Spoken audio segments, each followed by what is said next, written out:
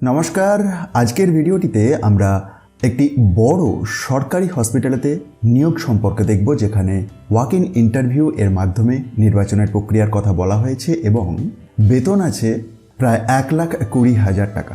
এই নোটিফিকেশনটি বের হয়েছে ভাবা অ্যাটমিক রিসার্চ সেন্টার বা বার্ক এর পক্ষ থেকে। দেখতেই পাচ্ছেন, ভাবা atomic research centre medical division. পদের নাম হসপিটাল অ্যাডমিনিস্ট্রেটর। নিয়োগের পদ্ধতি ওয়াক ইন ইন্টারভিউ। বেতন প্রতি মাসে প্রায় 1,20,000 টাকা। হ্যাঁ, ঠিকই শুনেছেন। আর ইন্টারভিউটি রয়েছে 1 এপ্রিল 2026 সকাল 10:30 থেকে। দেখুন কী ধরনের কোয়ালিফিকেশনে এই নিয়োগটি হচ্ছে। MBBS অর BDS ডিগ্রি দরকার।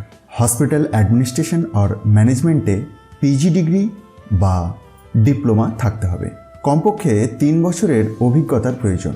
তার মধ্যে 2 বছর হসপিটাল অ্যাডমিনিস্ট্রেটর হিসাবে কাজের অভিজ্ঞতা লাগবে এবং সর্বোচ্চ বয়সসীমা 65 বছর। একটা বড় আপডেট, যদি বেশি প্রার্থী আসে তাহলে MBBS-এ যাদের নম্বর বেশি তাদের শর্টলিস্ট করা হবে, মানে মার্কসই এখানে গেম চেঞ্জার।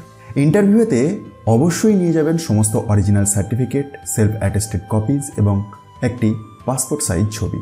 তো বন্ধুরা, এই সুযোগ কিন্তু বারবার আসবেন। মাত্র একটা পোস্ট, হাই স্যালারি আর সরকারি ইন্টারভিউ। আপনি কি অ্যাপ্লাই করবেন? কমেন্টে লিখে জানান। ভিডিওটা শেয়ার করুন যাতে আপনার বন্ধুদেরও এই সুযোগটি মিস না হয়ে যায়। আর এমন আরও সরকারি চাকরির ব্রেকিং আপডেট পেতে এখনই আমাদের channel top news Bangla subscribe করে রাখুন। ধন্যবাদ।